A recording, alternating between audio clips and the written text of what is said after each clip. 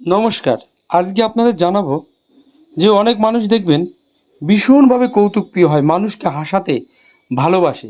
তাহলে হাতে কোন চিহ্ন থাকলে তাদের এই ধরনের হয়ে থাকে, আমি সেই বিষয়ে আলোচনা করব।